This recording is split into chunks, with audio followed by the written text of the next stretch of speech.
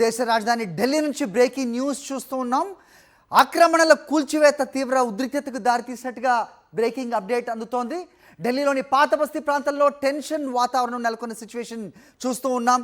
ఢిల్లీలోని పాత బస్తీ ప్రాంతంలో ఇవాళ తెల్లవారుజామున టెన్షన్ వాతావరణం నెలకొంది.